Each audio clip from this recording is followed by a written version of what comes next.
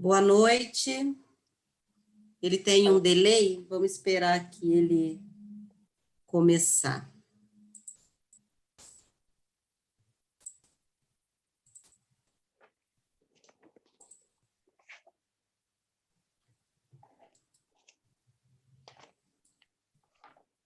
Abriu.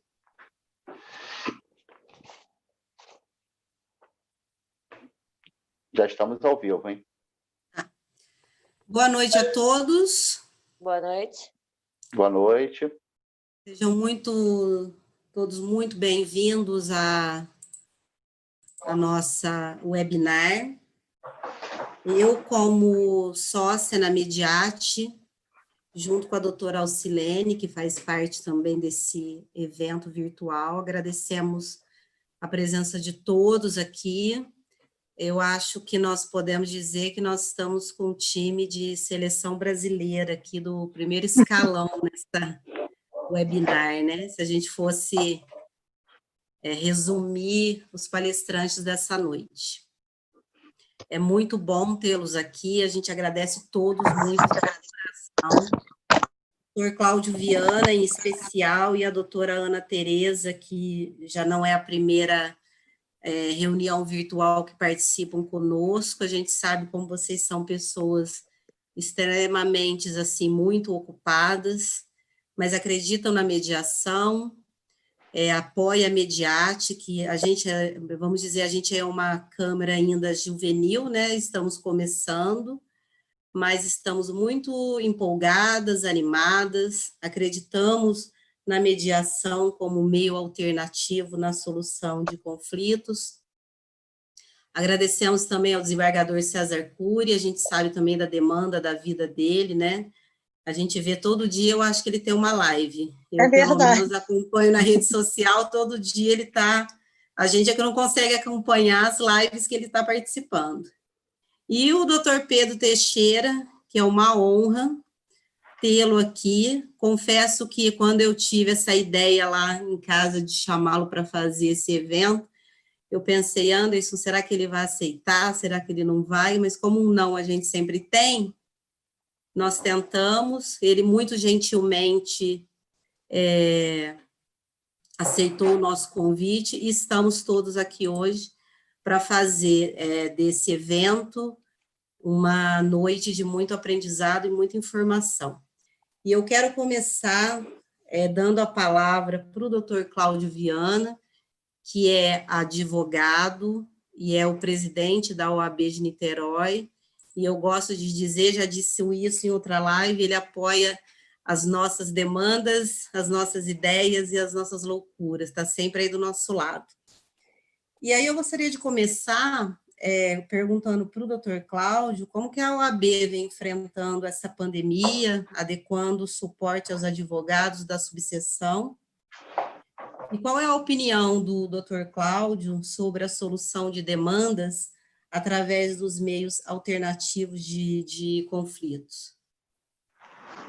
Boa noite a todos.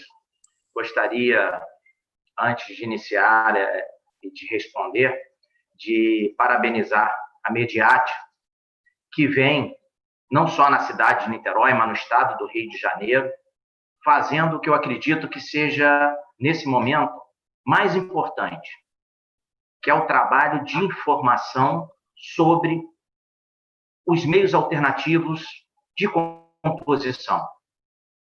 Diversas lives foram realizadas, diversos cursos já foram realizados, e, atualmente, esse trabalho de informação, não só para o advogado, mas para o cidadão, para que eles conheçam que, de fato, existem outras modalidades de composição que não o litígio, que não o processo judicial. Porque é uma cultura muito grande, na própria formação do direito, trabalharmos o litígio. Mas existem formas alternativas, como nós estamos sendo apresentados pela Mediate. Então, eu gostaria de deixar aqui o meu reconhecimento à Mediate por esse trabalho informativo. E parabenizo dessa maneira a doutora Ana Paula, a doutora Alcilene, que brilhantemente vem fazendo esse trabalho informativo, esse trabalho educacional. Gostaria também de parabenizar a doutora Ana Tereza Basílio, a vice-presidente da OAB seccional do Rio de Janeiro, essa figura brilhante que muito contribui para tudo que a gente necessita levar de ensinamento ao advogado, ao cidadão, vem fazendo um trabalho maravilhoso à frente da vice-presidência da seccional, e fica aqui o meu reconhecimento, o meu carinho também à doutora Ana Tereza Basílio. Gostaria também de cumprimentar o desembargador César Cury, que, na verdade, capitaneou no Estado os meios de solução de conflito extrajudicial.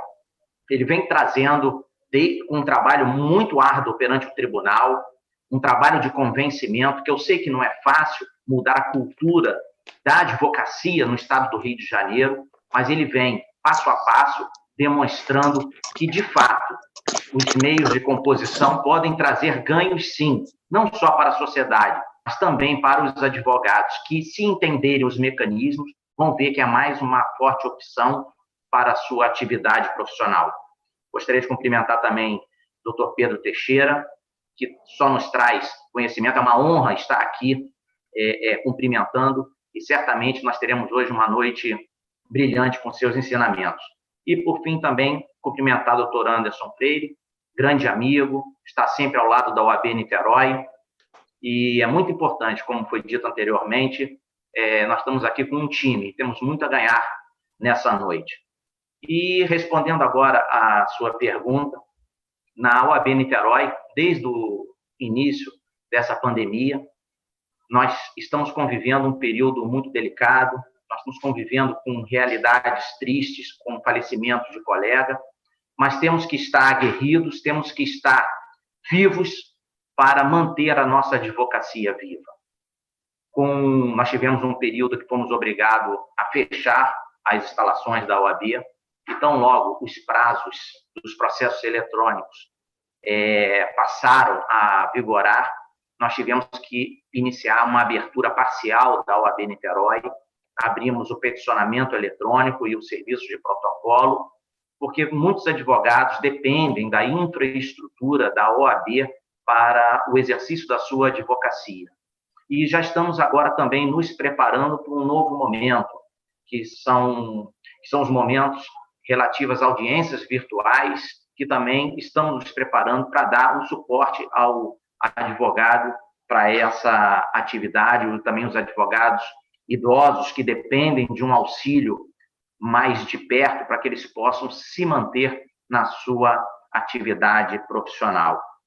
E quanto à sua segunda pergunta, Ana Paula, como eu disse anteriormente, nós não tínhamos no estado do Rio aqui, e acredito que no Brasil, a cultura das composições extrajudiciais. Nós não tínhamos essa cultura porque não nos é ensinado no período da faculdade essa metodologia. Nós somos formados em nossas universidades, na verdade, para o embate, para o litígio. Isso é uma cultura real. Só que, com esta pandemia, nós sentimos na pele que é muito importante conhecermos as novas formas de composição.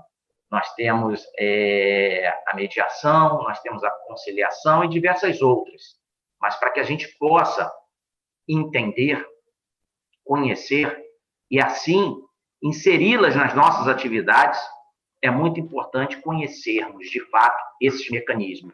E muita gente que atualmente não concorda ou não tem a aptidão com esses novos métodos é porque não conhece. Muitos advogados chegam a nos indagar que isso é retirar o serviço do advogado, é afastar o advogado das soluções. Não, não, não, não. Não é. Se conhecerem os mecanismos, vão ver que a figura do advogado é de suma importância. E é isso que nós estamos aprendendo a cada dia. É isso que nós estamos aprendendo com o trabalho da Mediate.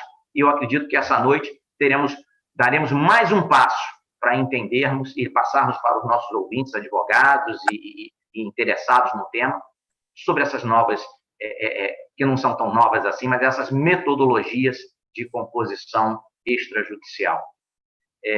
Mais uma vez, muito obrigado pelo convite. Estarei sempre presente, sempre apoiando medidas como essa, que eu considero de suma importância. Bom evento a todos. Obrigado, Cláudio. Obrigado, doutor Cláudio. Doutor Cláudio, ele é o nosso presidente da maior subseção do Brasil, como todo mundo fala. Eu sou suspeita para falar isso, porque eu já fui diretora da casa, fui tesoureira, então, para mim, é a menina dos olhos, como diria o Tuninho também. E, como a Ana falou, o doutor Cláudio está sempre apoiando as nossas loucuras, no sentido de que são loucuras respaldadas, são loucuras que realmente que têm relevância. E, como ele falou, né, a gente tem tentado, através das lives, passar o máximo de informação para o colega advogado, porque realmente é falta de informação, porque, como ele falou, se o advogado souber o quanto é boa a mediação e quanto as consequências positivas chegam mais rápido, e ainda mais a qualidade de vida do profissional, ele não vai querer outra vida, ele vai querer só a mediação. Bom, agora a gente vai passar mais para o tema, né, que é sobre a recuperação judicial. A Lei 11.101 de 2005, ela trata da recuperação de empresas e falências, né? E ela lá naquele tempo, em 2005, já tinha sido saudada como sendo assim a lei, né? Porque a lei que ela revogou era uma lei, se eu não me engano, de 1943. Só que nesses 14 anos, né, a gente teve muita mudança no Brasil, né? Mudou muita coisa na parte comercial, jurídica, legislativa. E agora, com a pandemia, a gente tem essa grata surpresa da PL 1397/2020, que é uma PL que vem criando mecanismos e sistemas para esse enfrentamento da crise. E, com isso, eu queria apresentar o doutor Pedro Teixeira, nosso convidado, especialista na área de recuperação judicial. Ele é doutorando e mestre em Direito pela UERJ, consultor externo da Câmara dos Deputados para a reforma na Lei de Recuperação Judicial e Falência, que foi a PL 6229, de 2005, e agora participante ativo da PL Emergencial 1397, e sócio da Teixeira, Prima e Brooklyn Advogados. Doutor Pedro, é um prazer muito grande recebê-lo. Estamos aqui para escutar os seus ensinamentos sobre a PL e quais são as vantagens que ela vai trazer. Uma das coisas que eu tenho visto muito as suas lives, uma grata surpresa é saber que a lei, um dos princípios norteadores da lei, é a preservação da empresa e o fomento ao crédito. Então, vamos escutá-la agora. Bom, boa noite a todos. Agradeço o convite, cumprimento as doutoras Ana Tereza Basílio, a doutora Alcilene, a doutora Ana Paula, cumprimento também aqui meus companheiros de webinar, doutor Anderson, doutor Cláudio Viana e o desembargador César Cury, que, sem dúvidas, é a maior referência do nosso Tribunal de Justiça no que diz respeito a esse tema da mediação e da arbitragem. Agradeço à Mediate pelo convite e fico ainda mais feliz por ser um órgão, né, um estabelecimento, uma Câmara de Mediação pilotado por mulheres, né? Eu acho que isso que dá mais alegria, ver aí a liderança de vocês nesse tema tão novo e tão importante para os tempos atuais. Passando aqui para a minha exposição, pretendo ser breve, até para que eu possa ter mais tempo para ouvi-los, com relação à própria proposta que foi feito o projeto 1397, só contar um pouco para vocês como começou esse trabalho junto ao deputado Hugo Leal na reforma da Lei de Falências.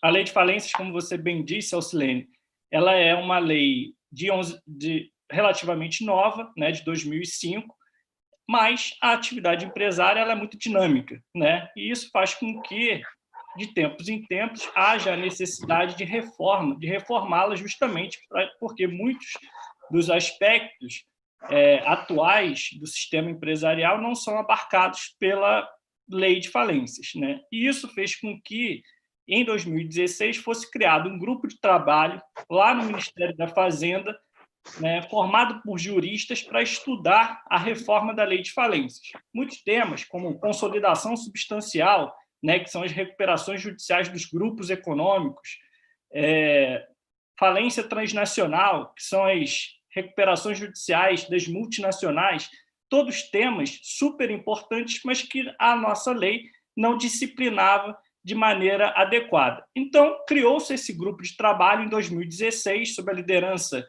ainda do então ministro Meirelles, à frente do Ministério da Fazenda, e em 2018 chegou à Câmara dos Deputados o projeto 10.220, que foi resultado desse trabalho.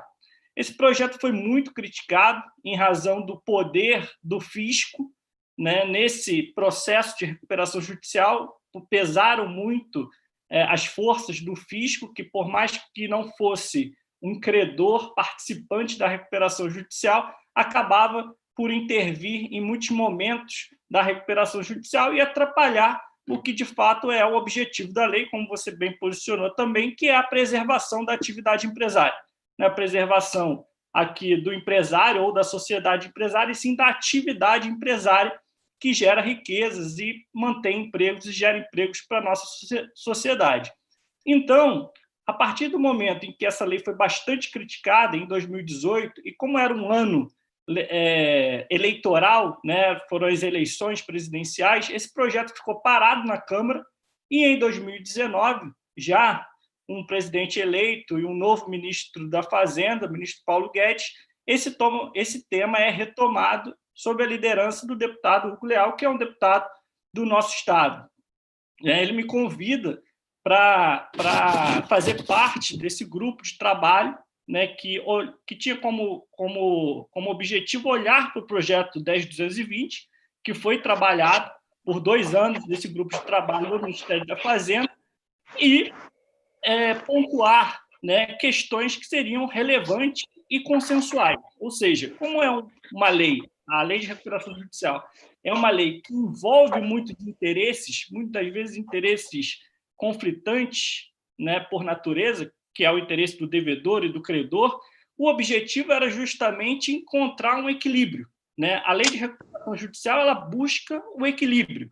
É um momento em que a atividade empresária passa por um período de crise. No entanto, se a atividade é viável, o Estado dá a ela os instrumentos necessários para que haja a preservação da atividade empresária. No entanto, devedor e credores precisam, diferente de um processo ordinário, precisam cooperar entre si. Então, como bem pontuou o doutor Cláudio Viana, a nossa cultura jurídica, né, somos ensinados nas universidades a litigar, somos ensinados a ser, de fato, advogados, né? Precisamos, nós, enquanto operadores do direito, buscar sempre maximizar os interesses dos nossos clientes. E na recuperação judicial, o objetivo maior não seria maximizar os interesses de devedor ou de credor, e sim atingir o objetivo, que é a preservação com o menor prejuízo possível. Então, em vez dos ex adversos, como são comuns nos processos ordinários, somos acostumados a lidar no nosso dia a dia, na recuperação judicial precisamos da cooperação entre devedor e credor. Então, o objetivo maior, e aí foram traçadas algumas premissas, era justamente pelo fato do projeto ser essencial para a agenda econômica do país, era um momento de retomada da economia, né, no início do ano passado, promoção de alterações pontuais, ou seja, o objetivo aqui não era criar uma nova lei, e sim promover alterações pontuais na lei, eficiência do sistema, o sistema deveria ser eficiente, ou seja, não há por que termos processos de recuperação judiciais ou de falência que não acabam, que não terminam nunca. Vemos, né, no nosso próprio Tribunal de Justiça, vemos processos de falência que duram mais de 20 anos, né, justamente porque há um litígio constante nesses processos que faz com que esses processos andem de forma muito morosa. E o sistema também acaba não sendo eficiente.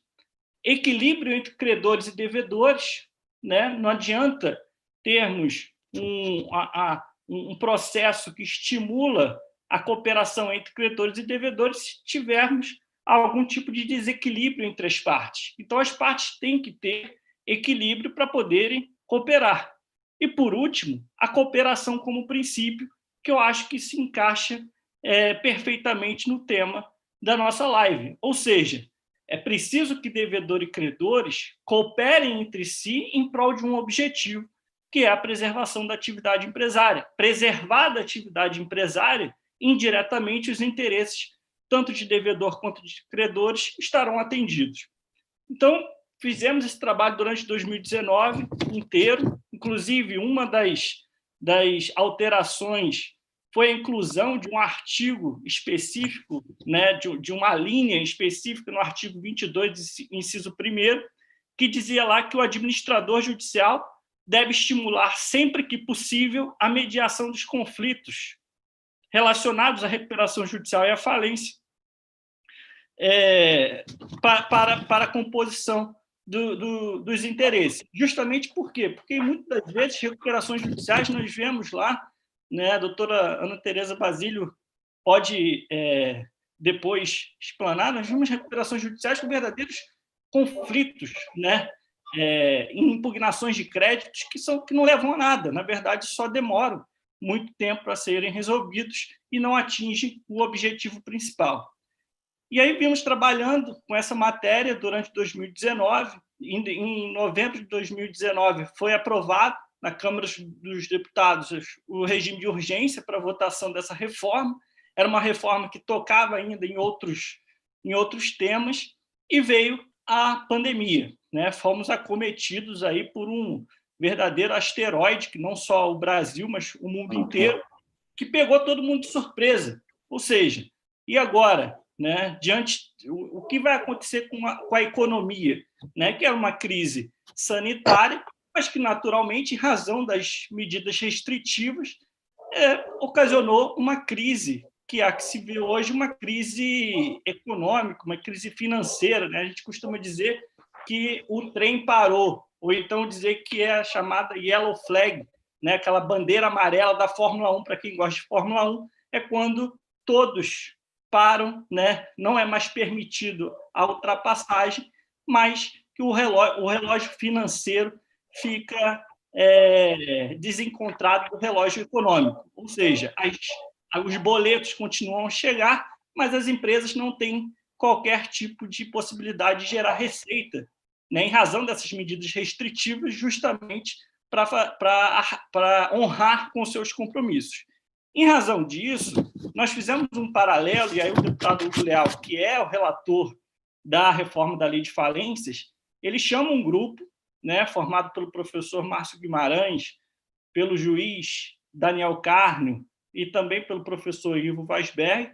Eu também estava nesse grupo, para pensar uma medida de verdadeiro achatamento da curva, ou seja, fazendo um paralelo com a questão da saúde, começamos a imaginar um cenário em que o judiciário seria inundado por medidas judiciais, tanto de ações revisionais quanto de recuperações judiciais e falências, em razão justamente da crise. Então, desenvolvemos esse projeto 1397, que é um projeto transitório em razão da pandemia, teria vigência até dia 31 de dezembro desse ano, que é o período, né, do decreto de calamidade aprovado pelo Congresso Nacional, e esse projeto estimula o que no Brasil nunca houve, que é comum em outros países da Europa, que é o sistema preventivo à insolvência. Ou seja, antes desse devedor ingressar com uma demanda judicial, ele teria do Estado, né, do próprio Poder Judiciário, a possibilidade de ter um período de suspensão de das ações executivas. E aqui é bom pontuar que não se trata de moratória.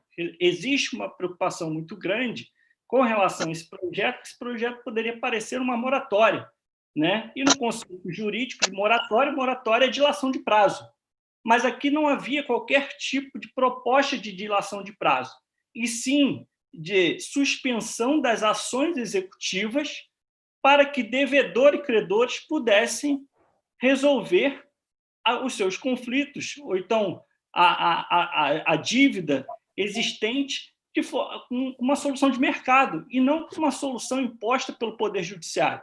Então, a preocupação era que todas essas demandas chegassem, de repente, no Poder Judiciário, que hoje já se encontra, né, com um volume elevado de demandas, independente da pandemia, e uma outra preocupação era justamente evitar que todos esses agentes econômicos que não tiveram qualquer culpa com relação ao não cumprimento de suas obrigações após a pandemia pudessem manter os seus negócios em pé, né? Os seus negócios, e aqui não se quer proteger o empresário, se quer sim proteger a atividade empresária que gera empregos. Então, um projeto transitório, em que criou-se 2 etapas desse período preventivo. Uma primeira etapa, com duração de 30 dias, logo após a vigência da lei, logo após a lei entrar em vigor, todos, para tudo e para todos, teriam um período de suspensão de 30 dias das ações executivas. Após esses 30 dias, aquele agente econômico, que é um conceito mais amplo do que de empresa ou de sociedade, de empresário ou de sociedade empresária, né? Aplica-se aqui também a outros agentes econômicos, como associações, produtores rurais, fundações, eles que demonstrassem queda de faturamento durante um determinado percentual, teriam um período de 90 dias de suspensão das ações executivas, e a intenção aqui é justamente promover, estimular soluções de mercado. Intervenção mínima. Não se quer aqui intervir na atividade econômica, até porque isso não é sadio para a nossa economia. O que se quer aqui é justamente proibir, durante um período, as ações executivas.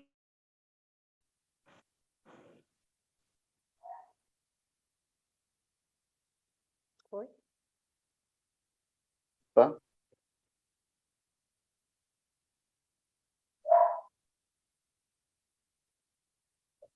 Congelou.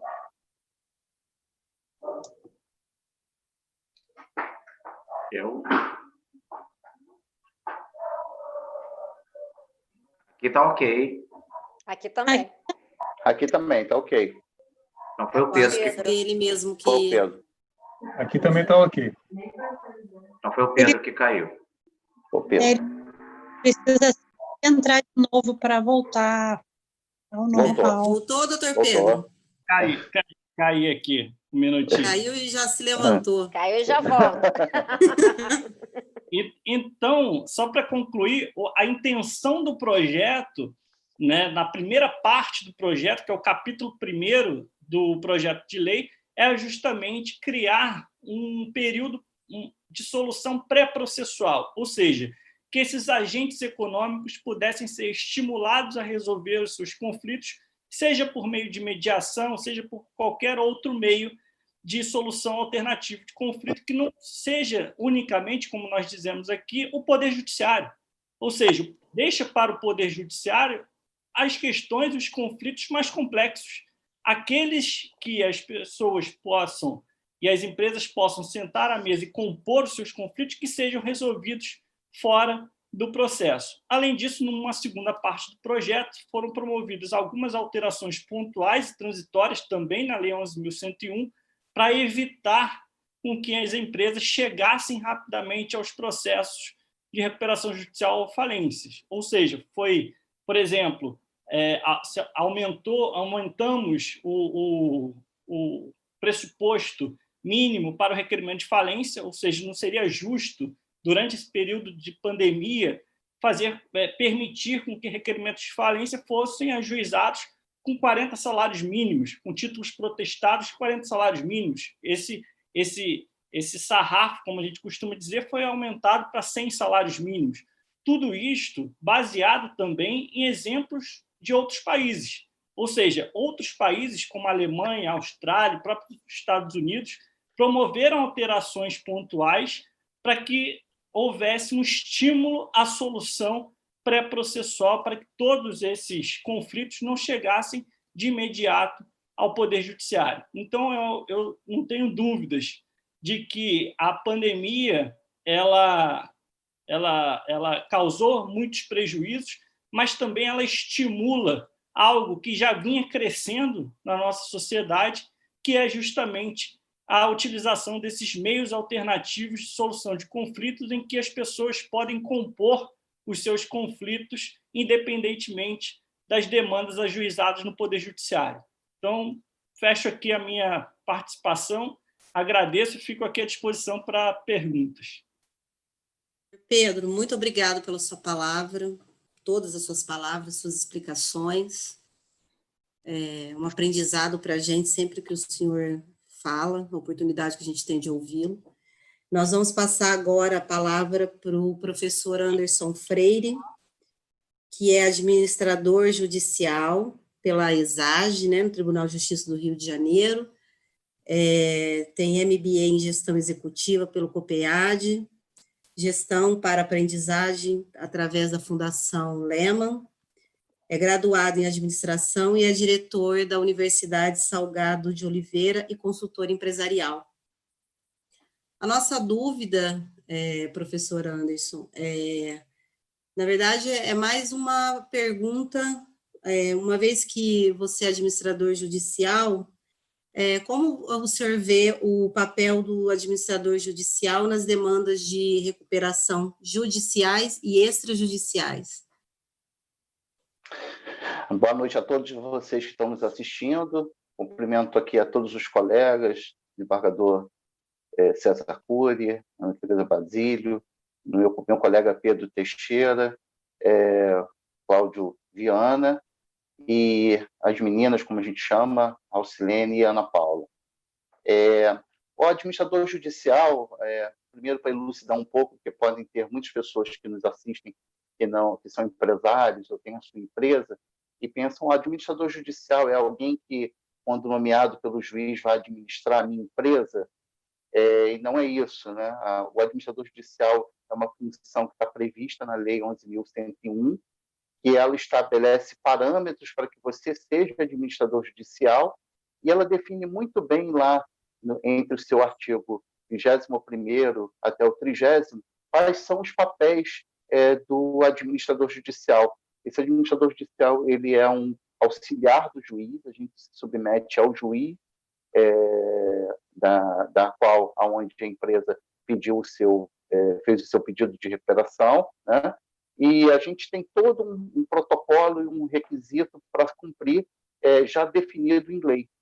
E a gente costuma dizer que o advento e o instrumento da mediação, ele vem ajudar muito o administrador judicial, porque a gente costuma dizer que para o administrador judicial, a gente pode dividir a recuperação judicial em duas fases. A primeira fase, até a aprovação do plano, o Pedro que nos deu uma aula de como é que foi toda a constituição legal da lei que nós hoje temos vigente e as modificações que estamos aguardando a aprovação pelo Legislativo e homologação, né?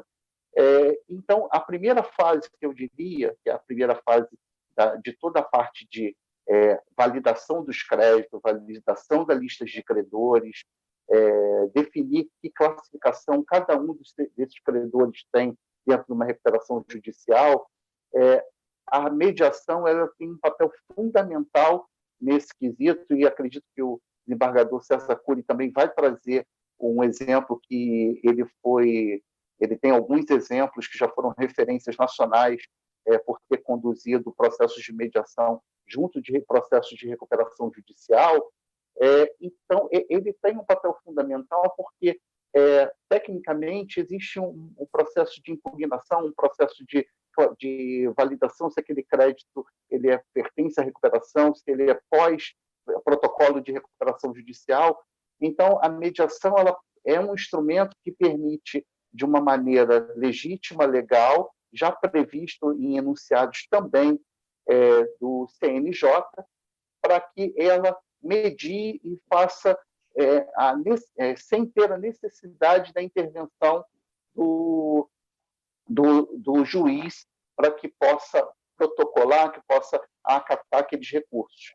Então, na primeira fase, a mediação ela se encaixa muito perfeitamente, porque você vai fazer toda essa fase inicial, e a mediação, eu diria que na fase transitória, que é a fase de homologação e aprovação do plano de recuperação, que é o grande instrumento de um processo de recuperação judicial, onde se busca aí sempre a recuperação judicial, por mais que a gente tenha uma preocupação, pense por que pedir recuperação judicial, a recuperação judicial ela tem como princípio o soerguimento da empresa, ela tem por princípio manter empregos, ela tem por princípio manter a empresa, ter a mão do Estado, ter a intervenção do Estado como um agente moderador e que essa empresa reorganize suas finanças, reorganize o seu plano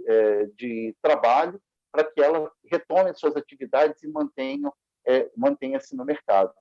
E aí, nessa fase dessa aprovação do plano, é fundamental o instrumento da mediação, porque nós temos ali diversos tipos de credores que todos têm por objetivo recuperar os seus créditos, receber os seus créditos, e se não houver uma figura de mediação, o próprio administrador judicial também tem um papel fundamental em orientar essas pessoas de como serão esse plano que está sendo apresentado, de maneira que esse plano aprovado, a gente ingressa numa segunda fase, que eu chamo do papel do administrador judicial, que é da fiscalização desse plano. Mas, como o Pedro aqui, a gente tem aqui um grupo muito grande para falar desse tema que é tão amplo, eu vou me limitar só à primeira fase desse processo, que a mediação se encaixa perfeitamente e auxilia muito o administrador judicial, e certamente a gente vai ter outras oportunidades de conversar e poder aprofundar sobre esse instrumento para você que é empresário ou para você que é do meio jurídico e que quer buscar a Lei 11.101 como um instrumento de dar continuidade na sua empresa. Muito obrigado aí pelo convite e passo a palavra aí às nossas mediadoras. Muito bom. Muito boa a sua explanação, professor Anderson. A gente que é advogado, a gente sempre ouve falar do perito, do juiz, mas o administrador judicial ele é aquela pessoa, aquela entidade que a gente, às vezes, não vê assim em loco, né? E com essa live, nós agora estamos vendo um exemplo de um administrador judicial. Bem, eu queria passar agora para o desembargador César Cury, que é uma pessoa que eu tenho muito carinho e costumo dizer que ele foi o culpado por eu estar na mediação. Uma vez a gente estava num evento social... Deixa eu só interromper, ela fala isso para todo mundo, aonde ela vai, ela conta a história do jantar. Mas, nós estávamos num evento social, isso vai lá para trás, 2014, 2013, não sei, e ele falava com muito entusiasmo da mediação, que a mediação vai vir para solucionar o problema, que o advogado agora vai... Aí eu falei, não, mas então vai acabar a advocacia? Não, é o contrário, o advogado vai agora encontrar não é um novo nicho de negócio, mas ele agora vai poder sobreviver, para poder viver com a sua família, vai poder ter a sua remuneração de forma mais rápida, uma coisa mais tranquila. E aí eu fiquei escutando aquela coisa, eu falei assim, oh, meu Deus, será que ele está falando uma lenda? E eu comecei a buscar o curso, aí teve o primeiro curso, né, doutor César, de mediação na Emerge, e eu me inscrevi, eu fui da primeira turma lá do curso da Emerge, e quando eu falava com os colegas, Cláudio, aqui em Niterói, parecia que o pessoal olhava para mim, essa mulher está bêbada, essa mulher tá não sei o quê. Tem colegas hoje em dia, que eu fico até muito feliz de ver, que assim, entusiastas da mediação agora, que há 5 anos, 6 anos atrás, falava para mim, isso aqui não é para o Brasil, não, isso aí é para os Estados Unidos, isso aí você pode crer que Niterói, então, e daqui a 20 anos, sei lá quantos anos. Eu sei que eu vim aí quebrando pedra lá na OAB, bati de frente com algumas pessoas, alguns colegas na diretoria da OAB, nas outras gestões, mas eu sou uma pessoa muito insistente e estamos aí, graças a Deus, promovendo a mediação como sendo realmente o melhor dos mundos. E o desembargador César Cury, como já foi falado aqui, ele é o ícone, né? Para mim, é o ídolo da mediação.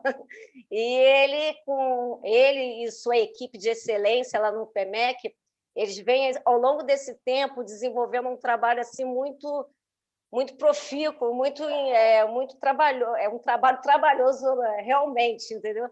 E a gente tem visto assim, várias coisas, vários trabalhos assim, indo para frente. E uma das coisas que eu assisti foi uma live outro dia, foi a questão do ministro Luiz Felipe Salomão. Ele está com um grupo de trabalho, né, que foi orientado pelo Dias Toffoli, para poder justamente enfrentar esses gargalos, enfrentar e tentar resolver esses gargalos que, com a crise, fatalmente vai acabar chegando no judiciário. Doutor César Cury, eu quero perguntar para o senhor o seguinte, o CNJ já tem esse grupo de trabalho. O TJ no PMEC parece que também tem um projeto, um trabalho em andamento para essa questão da recuperação judicial, da recuperação de forma pré-processual das empresas. Eu queria que o senhor explanasse um pouco sobre isso. Tem um trabalho, tem um projeto já nesse sentido, não é isso? É isso. Mais uma vez, então, boa noite a todos. Deixa eu cumprimentar aqui esse grupo tão seleto. Queria homenagear aí a todas as pessoas presentes, agradecer o convite da Alcilene e da doutora Alcilene e da doutora Ana Paula, cumprimentar minha querida companheira de trabalho de jornada, doutora Ana Tereza Basílio, presidente Cláudio Viano, prazer, sempre um prazer renovado em vê-lo, professor Pedro, muito prazer, parabéns por sua explanação, querido Anderson, parabéns também por seu trabalho e por sua exposição. É um prazer estar aqui com vocês, falar sobre esse tema. Deixa eu fazer uma defesa aqui em meu favor. Eu falo da mediação porque eu sou um defensor, um adorador, um admirador do que a mediação representa, do que ela faz e do valor simbólico que ela tem. A mediação ela é uma revolução no mundo que a gente vive. Nós vivemos num mundo dentro de uma racionalidade absolutamente competitiva, individualista, em que para um ganhar, o outro necessariamente tem que perder. E se ele é meu competidor, eu preciso traçar uma estratégia para sair na frente, senão eu corro risco de perder. Esse é um mundo, então, em que a gente esquece, da maior parte do tempo, os valores da cooperação, do compartilhamento, da colaboração, que foram os principais fatores que nos trouxeram até aqui, civilizatoriamente falando. A evolução humana ela só foi possível por causa da colaboração. E depois que nós entramos nessa racionalidade de um mundo industrial, de linha de produção, instrumental, voltado a uma eficiência quantitativa em todos os aspectos, nós deixamos de ser colaborativos, passamos a ser competitivos. Nós não percebemos, porque isso já existe há algumas gerações, como já foi mencionado aqui, nós fomos forjados a partir dessa racionalidade competitiva. E essa é a razão pela qual nós, advogados, quando saímos da faculdade, saímos treinados para a competição. E essa competição, no processo judicial, ela se desenvolve por meio do litígio. O litígio é um fator predisponente, ele é essencialmente competitivo. Nosso litígio processual é um litígio de natureza estratégica e é um litígio competitivo. No final, numa sentença, necessariamente, um perde, o outro ganha. o que é sintomático da natureza competitiva do processo judicial. Então, a mediação, ela resgata, de modo subversivo, de modo revolucionário, a cooperação e mostra para nós que, em largo sentido, a cooperação é muito melhor do que a competição. A competição que é excludente, na medida em que apenas um se sai vitorioso, é absolutamente o oposto da mediação, que é includente, em que ambos os interessados, ou todos os interessados, participam da construção de uma solução que seja medianamente favorável a todos, né? Então, os dividendos de uma solução consensual, além da preservação da relação, é uma nova forma de encarar a vida, é uma nova ambientação, é um novo ecossistema, de modo que nós podemos, então, ao invés de acordarmos de manhã e sairmos de casa preparados para a luta, nós acordamos de manhã e saímos preparados para o consenso, para o acordo, sabendo que a nossa disposição é a que a gente vai encontrar no outro. E isso se dá por um mecanismo, se a gente pode chamar de mecanismo, que é único do ser humano, que é o oceano onde o ser humano nada, é o ambiente onde o ser humano vive, que é o diálogo ou a linguagem. O acordo só se dá necessariamente por meio da comunicação, a comunicação em que nós estamos inseridos, faz parte da nossa própria tradição, da nossa própria vida. Então, a mediação, ela junta uma comunicação espontânea e natural, sem estratégia, sem reservas mentais, porém sem ingenuidade, porque podemos construir juntos um procedimento e uma solução muito melhor, que nos atenda muito melhor, sem os desgastes da competitividade, que é típica do processo judicial. Estou pedindo para acabar com o processo judicial, não, porque vivo disso, senão eu perco o meu emprego. Eu estou dizendo apenas que tem outras opções, não precisa ser tudo para o judiciário. Bom, feita aí a defesa da mediação e da representação que ela tem na minha vida, eu vou dizer um pouquinho, vou responder a pergunta da doutora Alcilene dizendo o seguinte: a Lei 11.101, que é de 2005, ela começou a ser gestada em 1998, de estudos que foram realizados em 1993.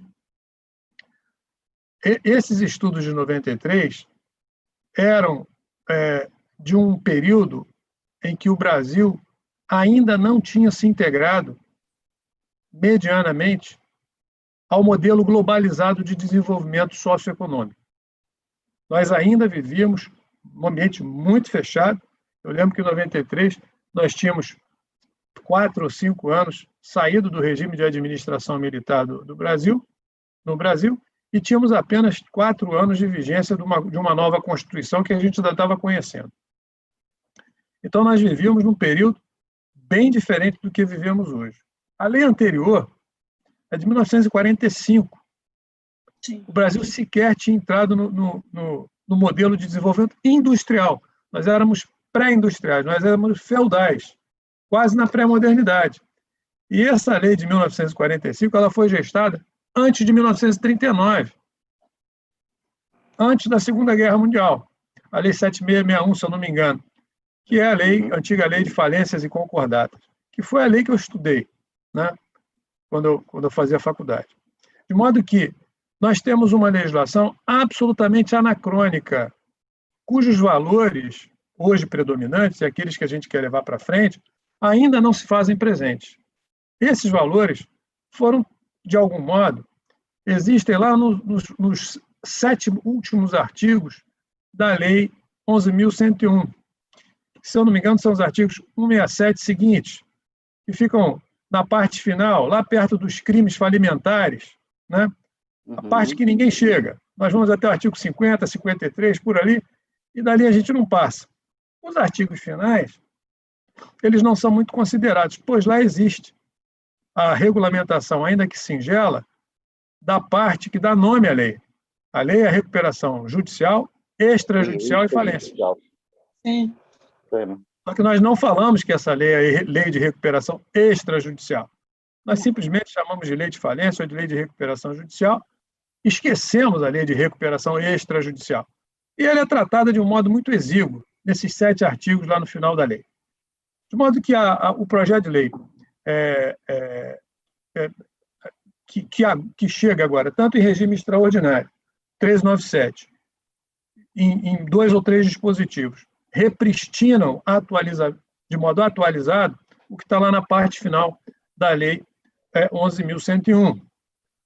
O que nós fizemos aqui no âmbito do tribunal, diante do impacto, sabendo do impacto que a pandemia vai causar na atividade empresária, nós buscamos, então, subsídios na própria lei, na lei 11.101, artigos 167 e seguintes, no projeto de lei 397, em 2 ou 3 dispositivos, artigo 4º, artigo 5º, por ali, no Código de Processo Civil, na Lei de Mediação e na Resolução 125. Esses 3 últimos diplomas formam um subsistema fechado, um subsistema da autocompositividade. Esse subsistema, ele é axiológico para todo o sistema. Isso por conta do artigo 3º, parágrafo 3º do Código de Processo Civil, que é uma norma fundamental, vértice de leitura de todo o sistema procedimental, todo o sistema processual, não apenas o sistema geral, que é formado pelo Código, mas também como os subsistemas que estão dentro e fora do Código. Um deles, o sistema falimentar, ou sistema recuperacional. Portanto, ele é transversal à política pública da consensualidade, traduzida nessa norma fundamental do artigo 3º, parágrafo 3º, ela é transversal e chega até a lei de recuperação judicial. O que nós fizemos, então, foi estruturar um modelo de solução consensual para os conflitos endoprocessuais e extraprocessuais recuperacionais dos agentes econômicos. Para fazer isso, como a gente sempre faz lá no núcleo de mediação, que eu tenho o privilégio de conduzir lá, de coordenar já há alguns anos, foi instituir um grupo de trabalho. Como nós estamos num momento extraordinário, esse grupo de trabalho foi um grupo de trabalho virtual, do qual, com muito prazer, com muita honra, como sempre, e com muita colaboração, fez parte a professora a doutora Ana Tereza Basílio, que é sempre nossa parceira de primeira hora, estando com a gente lá, e compusemos um grupo extraordinariamente qualificado, né, com a colaboração de especialistas em temas recuperacionais, como a doutora Ana Tereza, a professora Juliana Bumachar, a Juliana Loss, quem mais, Ana? Me lembrei. A doutora Ana Tereza, a doutora Ana de Masi, pelo Ministério Público, mais 3 ou 4 promotores. Sérgio Sveiter, meu querido amigo. Sérgio Sveiter, meu querido amigo, e que está nos assistindo. E mais colaboradores externos, os mediadores e mais colaboradores externos. Inclusive o professor Márcio Guimarães, ex-promotor de justiça, e hoje atuando na arbitragem como consultor. Então, tivemos assim um grupo muito bem formado que resultou num projeto pioneiro. Esse projeto nós fizemos em articulação com o Tribunal de Justiça de São Paulo e o Tribunal de Justiça do Paraná, cada um com um modelo diferente. Talvez o nosso modelo, me permitam dizer, talvez tenha um pouco mais de elaboração, porque a ideia que acabou materializada foi a destituição de um serviço de recuperação extrajudicial, pré-processual, porém judiciário. Porque dentro das estruturas judiciárias, porém extraprocessual. E a tônica desse modelo de solução consensual, como o professor Pedro Teixeira bem colocou, foi proporcionar as condições que tornem possível, de modo seguro e bastante célere, o estabelecimento de convenções pontuais entre credor e devedor, entre devedor e credores, para, pactuando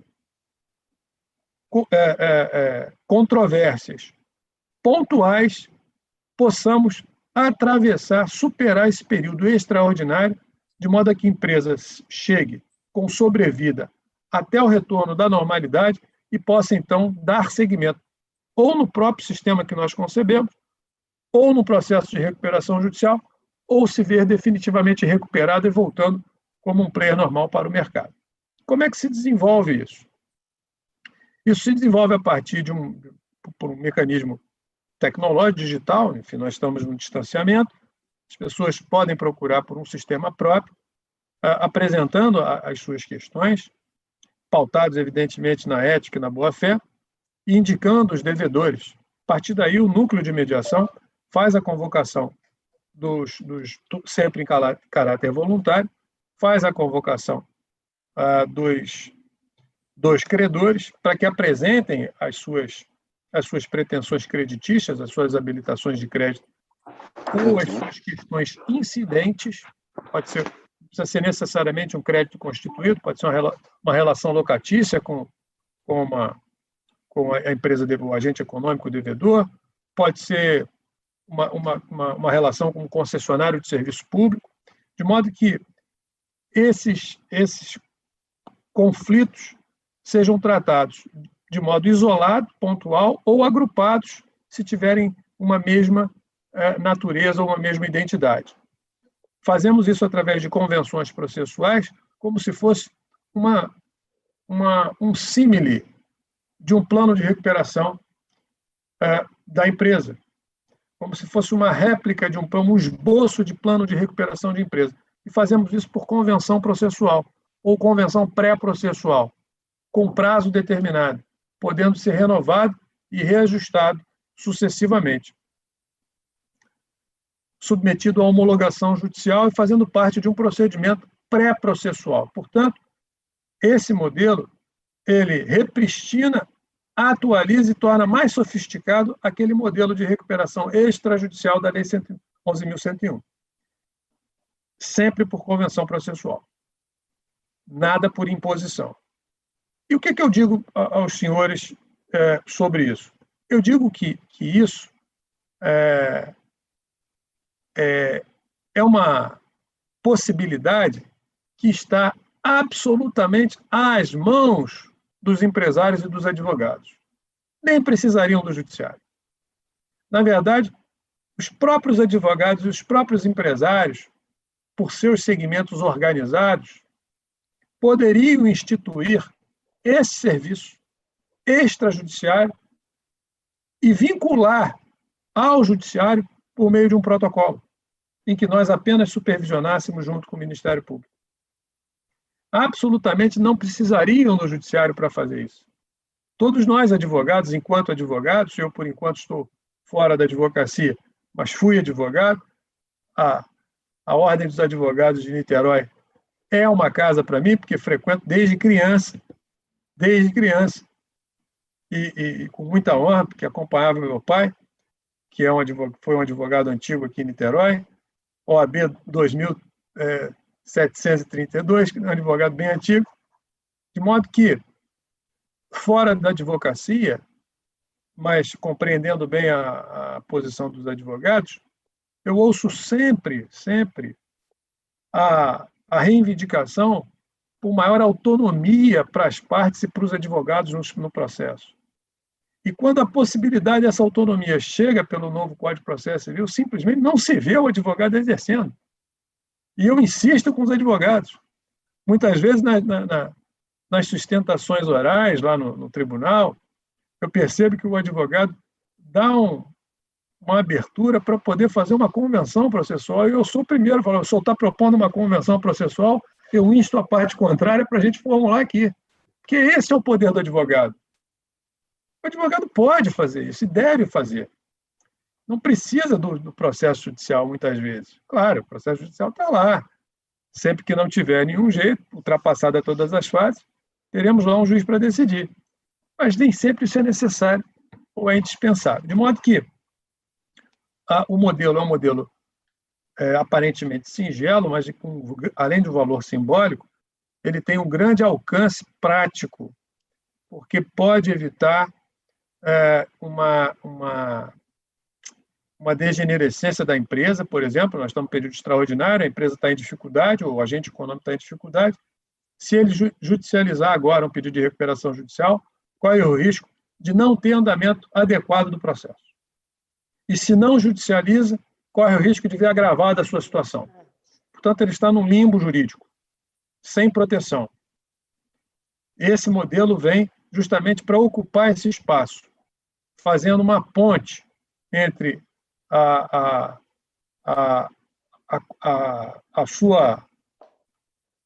sua vivência sem o judiciário e o judiciário que não está funcionando em regime de normalidade. Portanto, nós, com esse projeto, a gente pretende ocupar esse espaço, fazer com que o agente econômico das categorias previstas na nova lei, em dificuldade, ou mesmo preventivamente ao início de dificuldade, procure os nossos serviços, através dos nossos negociadores, dos nossos mediadores especializados, para pactuar as suas controvérsias iniciais, de modo a superar essa fase de dificuldade e, mais adiante, escolher entre uma recuperação plena e vida que segue ou a necessidade da busca de um processo judicial com algo mais robusto, desenvolvendo aí. O plano não exclui a participação do administrador judicial, muito pelo contrário.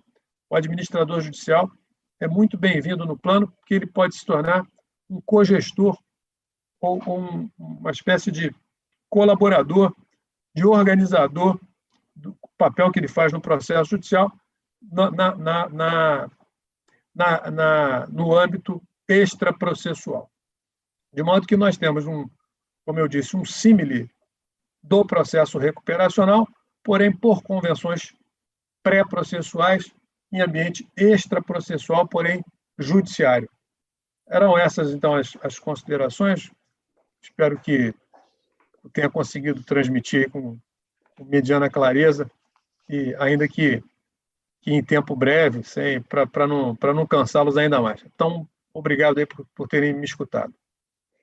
Obrigada, doutor César Cury. É sempre um prazer escutá-lo, né? É o ícone da mediação, e é mais ou menos isso que você falou mesmo. O advogado, ele brigou tanto para ter mais autonomia, para poder ter mais assim, posicionamento judiciário, e quando tem lá no artigo 65, 175, no Código de Processo Civil, ele tem mais de 31 artigos falando da mediação, e ele tem todo esse arcabouço e não utiliza, né?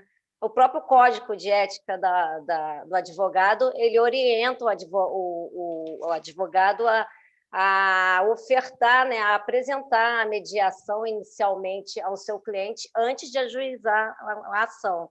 Bom, vamos passar agora para a doutora Ana Basílio. Obrigado, César. Vamos passar para a doutora Ana Basílio, que dispensa apresentações, né? Ela que é diretora do IAB, na área de mediação e arbitragem. Eu costumo dizer que é a madrinha da mediação também. Ela é uma entusiasta e é uma querida. E ela tem feito bastante live com a gente, tem dado uma força bastante grande para essa fomentação da mediação e ampliação da mediação. Doutora Ana, boa noite. Tudo bem com a senhora? Boa noite. Que honra estar aqui com vocês, nesse time maravilhoso, uma honra muito grande.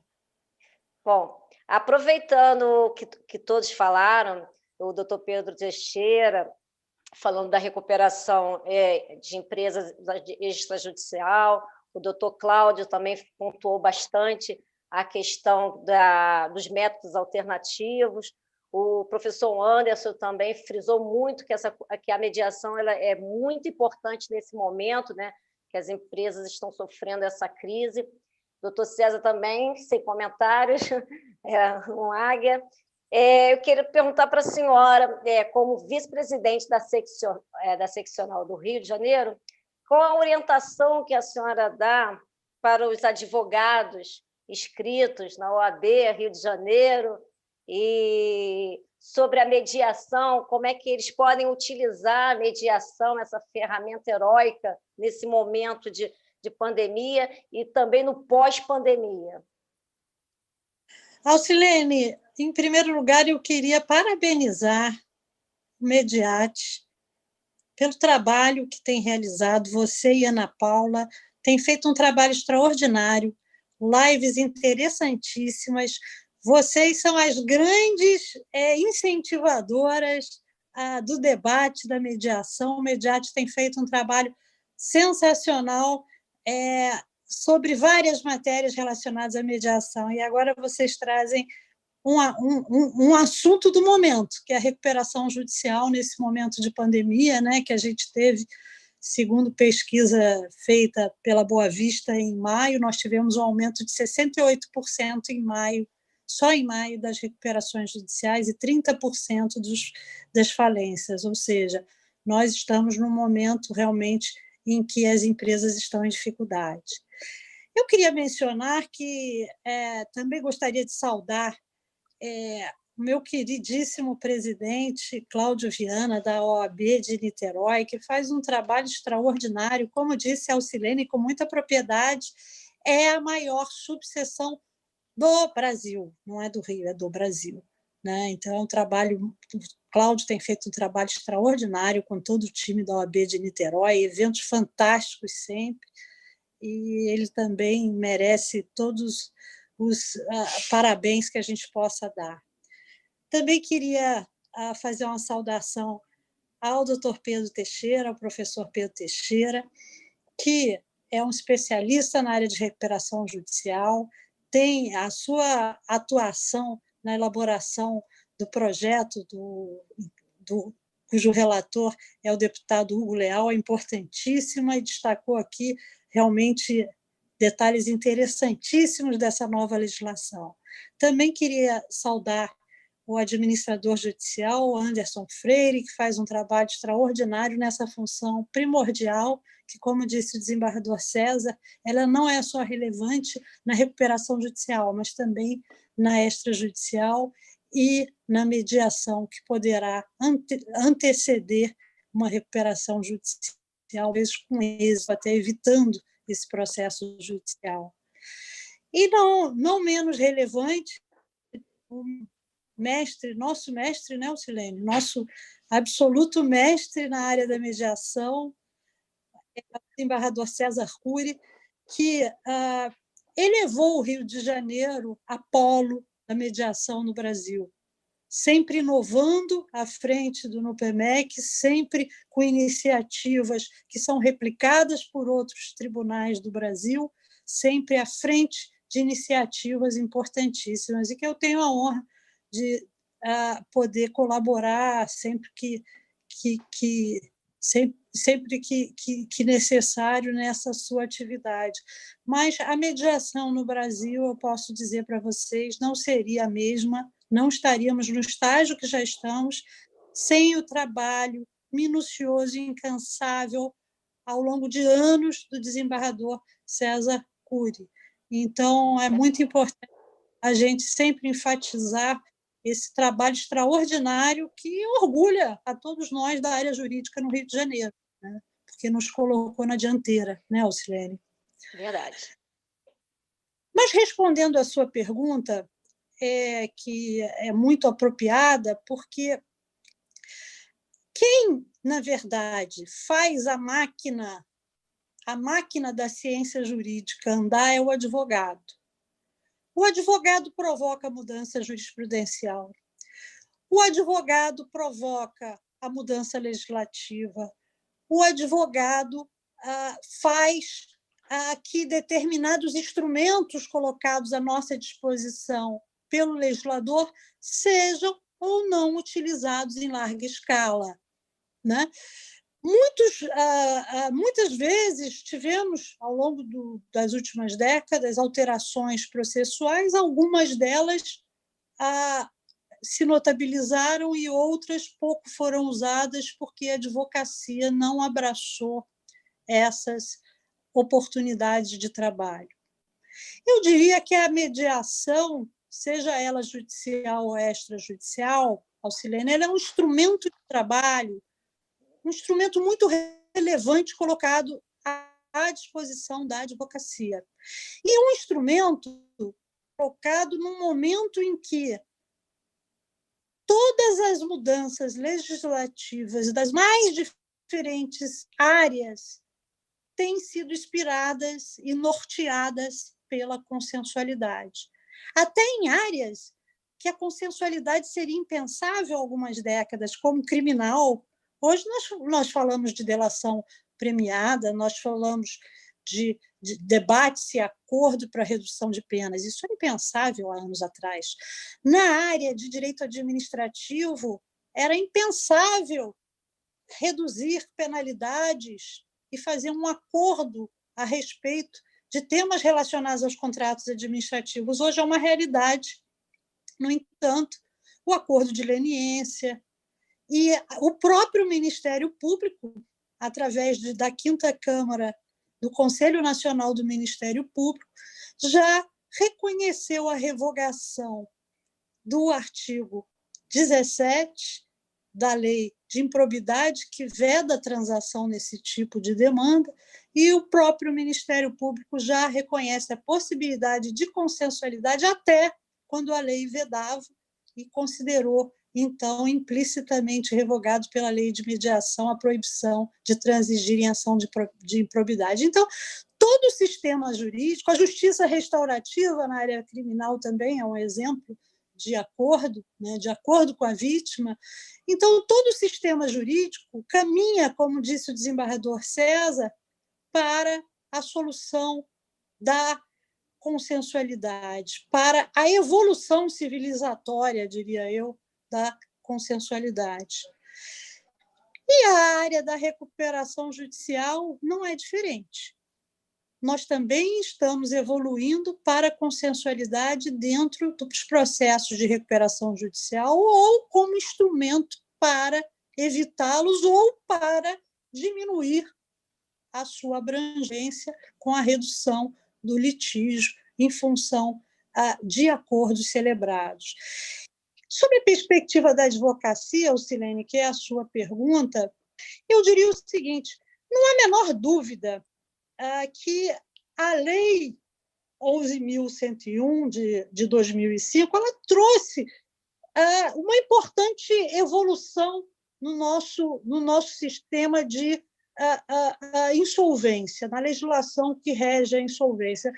Antes dela, nós tínhamos, como já foi mencionado aqui, uma legislação antiga de 45, com a concordata, que era um procedimento muito burocrático e dificilmente recuperava empresas, e havia uma disseminação muito grande de falências. Eu cheguei a trabalhar muito nesse tipo de processo.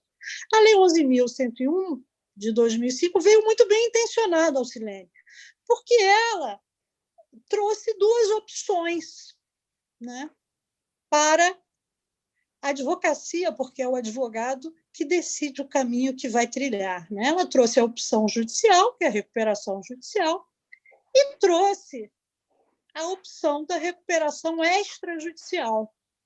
E, nesse contexto, a ideia era proporcionar a opção extrajudicial, que seria mais regida pela consensualidade, de maneira extrajudicial, se chegar a acordo entre credores e devedor. E a judicial como uma solução perante o juízo e com um procedimento que foi muito aperfeiçoado do regime anterior. Pois bem, por que no Brasil disseminou-se a recuperação judicial, mas pouco se utilizou a recuperação extrajudicial? São muito poucos os casos, Alcilene, em que se lançou mão da recuperação extrajudicial. E por que isso aconteceu? Porque o advogado da empresa em dificuldade, ele se vê, na legislação atual, com a seguinte incógnita: se eu não ingressar com uma ação de recuperação judicial, eu não terei um reconhecimento por decisão judicial daquilo que a gente chama de stay period. Stay period é o período de paralisação das ações e execuções.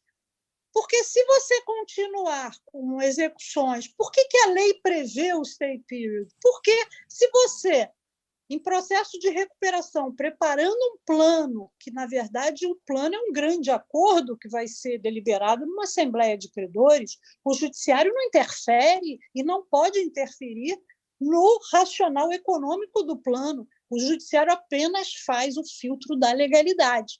Mas, se você quer negociar, mas está sujeito ainda a uma penhora de caixa, a uma execução de uma garantia, a empresa realmente pode se inviabilizar nesse período. Então, como a recuperação extrajudicial, do jeito que ela está exposta na legislação hoje, embora extremamente bem estruturada e focada na consensualidade, ela não deu um instrumento de garantia de paralisação dos riscos de constrição patrimonial que você tem na recuperação judicial. E é por isso que a maioria dos nossos colegas advogados que atuam na área optam pelo caminho da recuperação judicial e não da extrajudicial. No entanto, nós mencionamos aqui, e a minha fala vai ser breve, até porque eu estou concorrendo com um adversário muito mais poderoso, que é o jantar dos nossos ouvintes. Eu diria o seguinte: nós temos duas iniciativas que foram descritas aqui, advogados, extremamente importantes de aperfeiçoamento do sistema de recuperação judicial.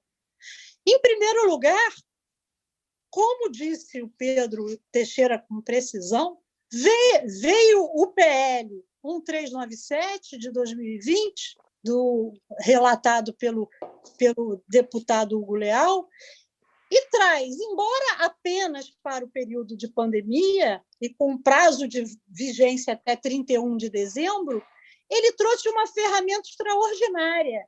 Que ferramenta é essa? É a segurança que faltava para a recuperação extrajudicial. É um stay period, uma espécie de stay period, mas obtido por meio de um procedimento de jurisdição voluntária perante o judiciário.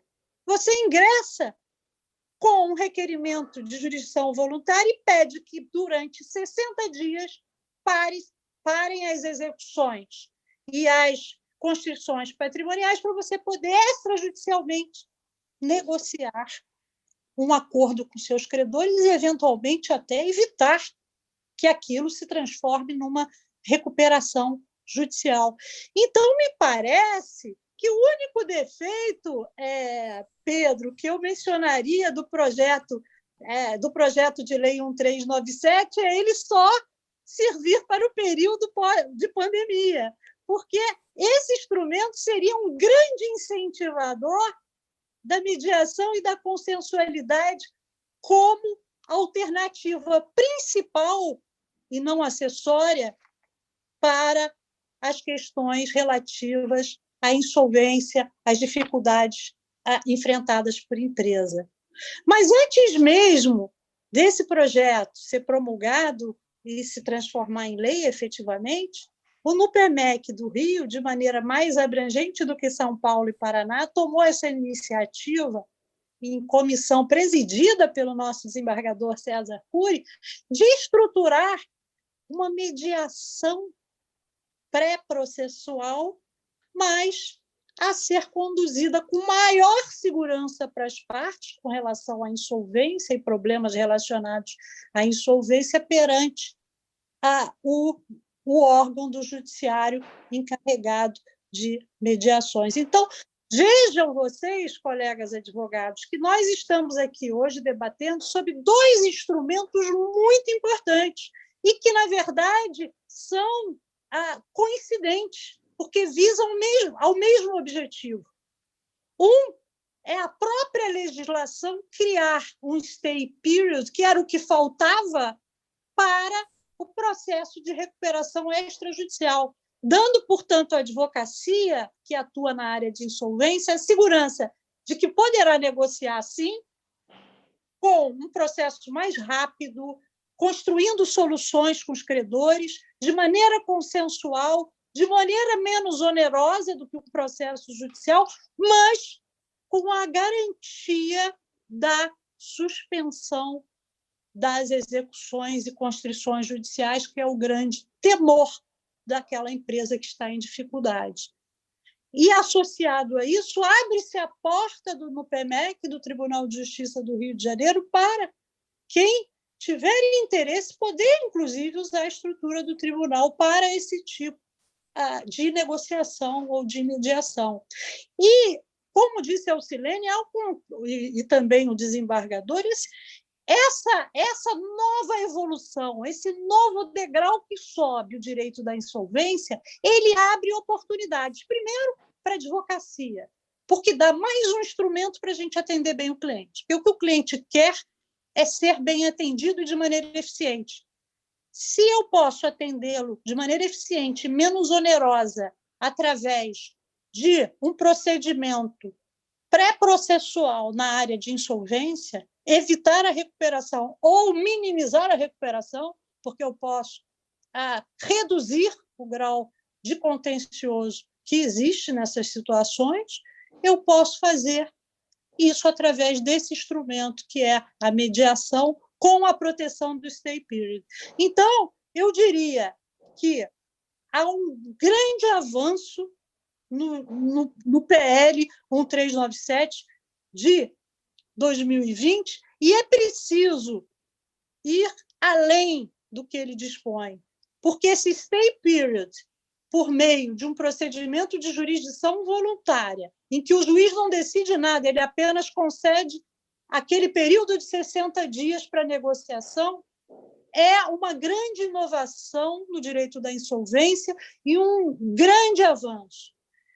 É claro que o projeto ainda poderá sofrer modificações. Eu acho que 60 dias talvez seja um prazo curto, porque quando a gente fala de insolvência num país do tamanho do Brasil, eu posso estar falando tanto de uma empresa pequena, com 100 funcionários, como posso estar falando de uma Oi com 64 mil credores. Então, a fixação de prazos tem que ter algum tipo de flexibilidade para atender a todos os diferentes tipos de empresas que podem usar esse tipo de ferramenta.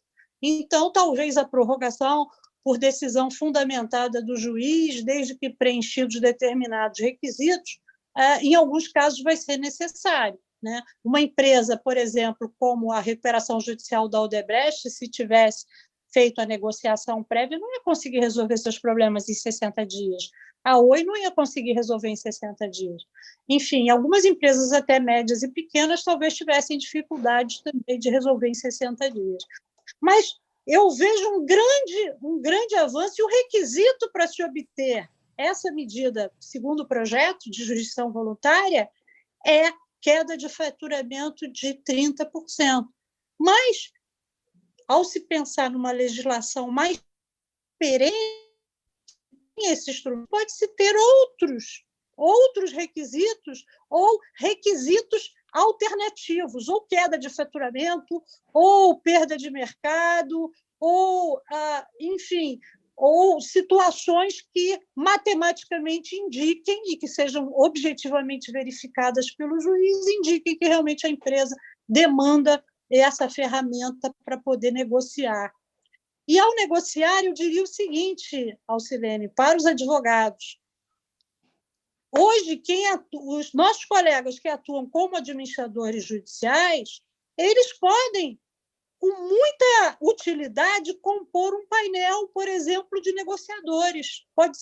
Ele pode fazer o papel de organizador daquele procedimento extrajudicial. Ele pode auxiliar com a sua experiência e atuar como gestor daquela negociação.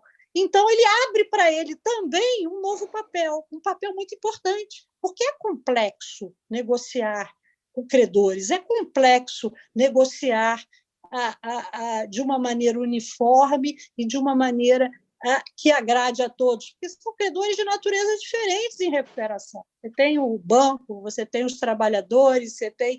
Enfim, é preciso, mais do que nunca nas soluções extrajudiciais, o auxílio desse tipo de profissional. E, para terminar, eu diria o seguinte, e aí, mais uma vez, eu tenho que louvar trabalho do desembargador César Cury.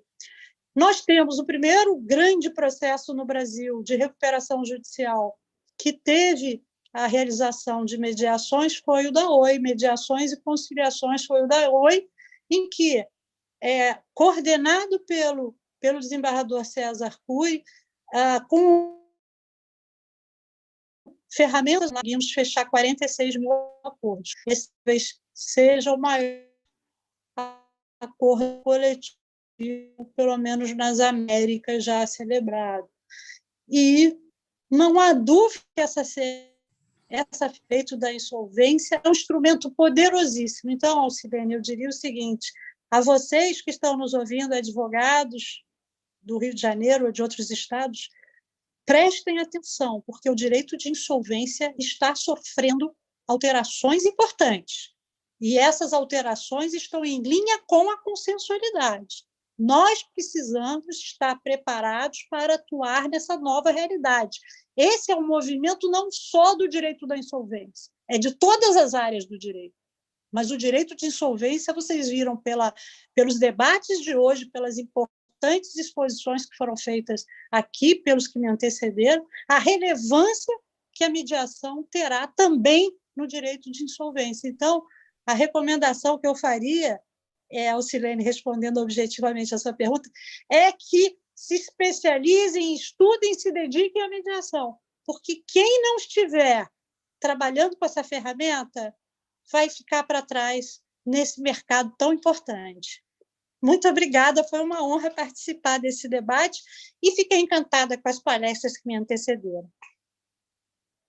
Muito obrigada, doutora Ana Tereza. Aqui no chat, a gente teve muito questionamento sobre o PL 1397, que a doutora Ana Tereza abordou de forma muito brilhante. Eu acho que uma próxima ideia que me surgiu aqui, que a minha cabeça é muito cheia de ideias, né? Quem me conhece mais a fundo sabe disso. A gente acha que devia fazer um encontro virtual ou, com certeza, logo isso acabando, um encontro pessoal, todo mundo junto, só para falar dessa lei 1397. O pessoal aqui ficou alvoroçado para poder falar mais sobre isso, porque ela é um projeto de lei que é uma maneira encontrada para poder tentar minimizar os impactos do coronavírus nos agentes econômicos, né? E ele fomenta a conciliação preventiva e que, de certa forma, desafoga o judiciário. Eu acho que o PL 1397, ele pede ainda mais urgência na apreciação do texto substitutivo ao PL 229 de 2005, né, doutor Pedro? E eu tenho uma pergunta aqui, eu acho que essa seria direcionada mais ao doutor Pedro Teixeira, a gente já está encaminhando aqui para o final. A gente tem uma pergunta do Marcos Lavorato, que ele diz o seguinte, houve preocupação com as pequenas e médias empresas no projeto? Com certeza. Sem dúvidas, as pequenas e médias empresas foram o setor que mais sofreu com a pandemia, né? São um estudo no Sebrae que constatou que essas pequenas e médias empresas no Brasil, elas não têm capital circulante para suportar mais de 12 dias ou 15 dias fechadas. Então, com certeza, essas pequenas e médias empresas, elas vão ter que recorrer a algum mecanismo para repactuar as suas obrigações. O problema do sistema da recuperação judicial, como bem pontuou a doutora Ana Tereza, é o custo, né? O processo é muito custoso, né? Em termos de custas judiciais, em termos de pagamento de advogados, de próprio administrador judicial, e muitas das vezes essas pequenas e médias empresas não conseguem custear o processo de recuperação judicial.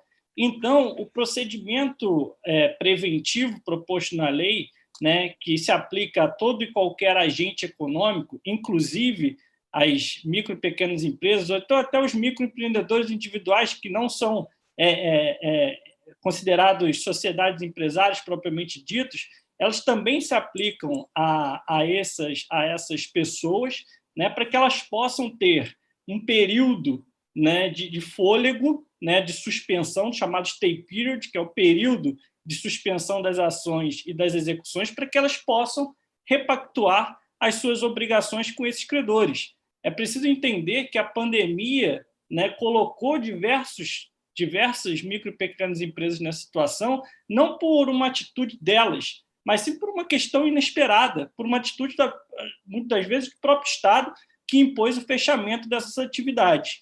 Então, o projeto, de fato, doutora Ana Tereza, é um projeto que a gente pretende incorporar no projeto de reforma ordinária para que esse período preventivo, né, esse sistema preventivo, seja colocado no sistema ordinário, né, assim como acontece na França, em outros países, em que há esse período de prevenção justamente para que você não tenha um alto índice de recuperações judiciais. E aí, quando vemos aqui no Brasil o baixo índice de sucesso das recuperações judiciais, se deve, muitas das vezes, ao pedido tardio da própria recuperação judicial. Ou seja, como não existe um sistema preventivo, muitas das vezes o empresário ele prorroga o pedido de recuperação judicial, né, porque a recuperação judicial ainda depõe contra a reputação do empresário, ele tem pouco crédito no mercado, então ele prorroga o pedido de recuperação judicial,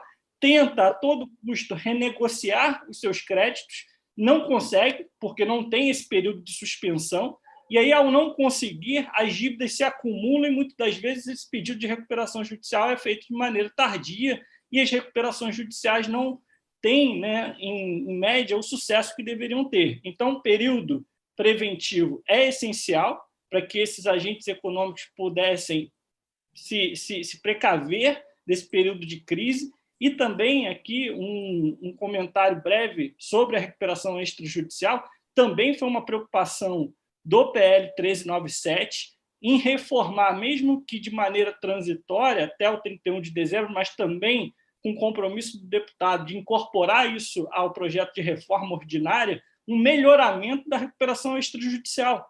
Por que a recuperação extrajudicial não é utilizada no Brasil? Justamente pelo pouco poder de barganha que o devedor tem com os seus credores. Como ele não consegue negociar com os credores sem que haja outros credores buscando bloquear suas contas, penhorar seu faturamento, muitas vezes ele prefere pedir a recuperação judicial diretamente, ao invés de negociar com seus credores. O quórum para ele conseguir homologar um plano de recuperação extrajudicial, na lei atual, é de 3/5 dos credores submetidos ao plano de recuperação extrajudicial. Então, o projeto da 1397 criou um chamado stay period para a recuperação extrajudicial, né, atingido 1/3 dos credores submetidos ao plano de recuperação extrajudicial, o juiz já poderia conceder a suspensão para que ele, em 90 dias, possa negociar com seus demais credores e, atingido o quórum de 50% mais um, ele pudesse ter o seu plano de recuperação extrajudicial homologado e, assim, submeter a todos os credores.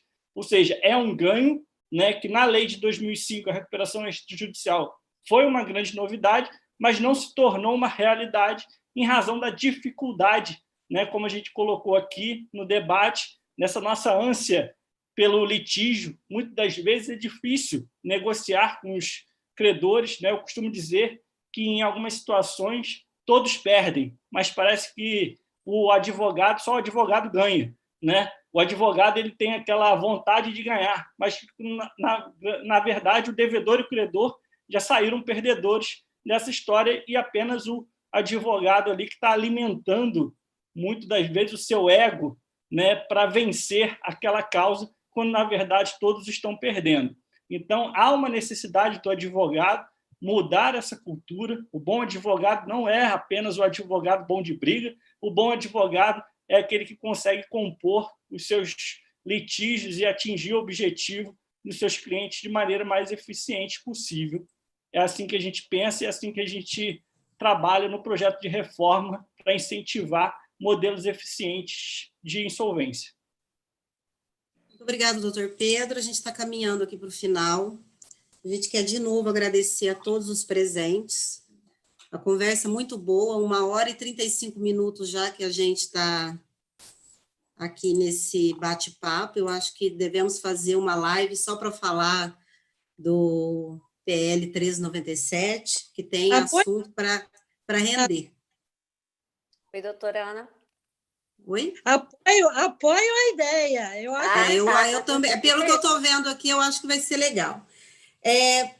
Eu quero deixar alguns recados. O vídeo ele vai ficar disponibilizado no nosso canal no YouTube e também no canal da doutora Ana Tereza Basílio, para quem gostar depois de querer ver, querer assistir, tirar alguma dúvida.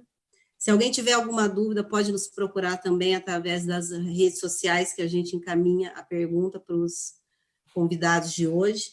A Mediate vai realizar, dia 2 de julho, uma aula inaugural, que vai ser início do nosso curso de mediação extrajudicial, para formar mediadores extrajudiciais, que se inicia 7 de julho. E no dia 2 de julho, a aula inaugural vai contar, inclusive, com a presença do Dr. Cláudio Viana, do desembargador Najib Slaib Filho, e da doutora Matilde Slaib Conte, que, além de ser árbitra, também é associada da nossa Câmara. Quero deixar aqui uma notícia muito feliz. O doutor Pedro Teixeira, junto com a Mediate, nós vamos elaborar um curso, doutora Ana Tereza, a senhora que gosta de novidades, nós estamos elaborando um curso de mediação empresarial, apenas empresarial. Então, a gente vai contar com o doutor Pedro Teixeira e outros grandes nomes da recuperação de empresas, para a gente formar mediadores que trabalhem nesse âmbito de recuperação de empresas. A gente já está trabalhando nisso, e em breve vocês vão ter novidades. Então, vamos encerrar. Eu agradeço a todos. Alguém gostaria de falar alguma coisa? Deixo a palavra. Todo mundo com fome. Todo mundo com fome, querendo assistir o Jornal Nacional. Bom, eu gostaria. Encerrar, então. Oi? Eu gostaria Pode falar, doutor Cláudio. Gostaria de mais uma vez agradecer a você, Ana Paula, e ao Silene também, por nos brindar com palestras tão significativas como nós escutamos hoje à noite. E também fazer uma confissão. A doutora Alcilene disse que há 5 anos atrás sofreu muita represália de colegas e tudo mais, bullying, por não acreditar nesse método. E eu tenho que confessar que eu talvez fosse um desses, Alcilene. Mas o conhecimento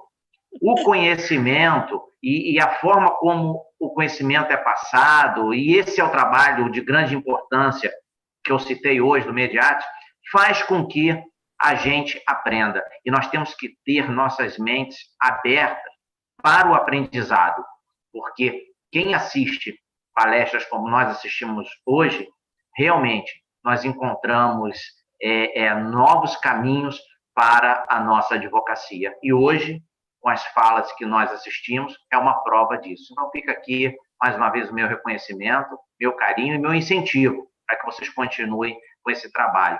Foi um prazer muito grande compartilhar com todos vocês o evento dessa noite. Doutora Ana Tereza Basílio, nossa líder estadual, meu beijo e meu carinho, e muito obrigado pela oportunidade. Então é isso, a gente encerra por aqui. Mais uma vez o nosso agradecimento, doutor Cláudio. Dia 2 a gente se vê novamente com a aula inaugural. Eu agradeço a todos e vamos mediar. Vamos que vamos, olhando para frente, sempre. Tá bom? Tchau. Um grande abraço. Boa noite a todos.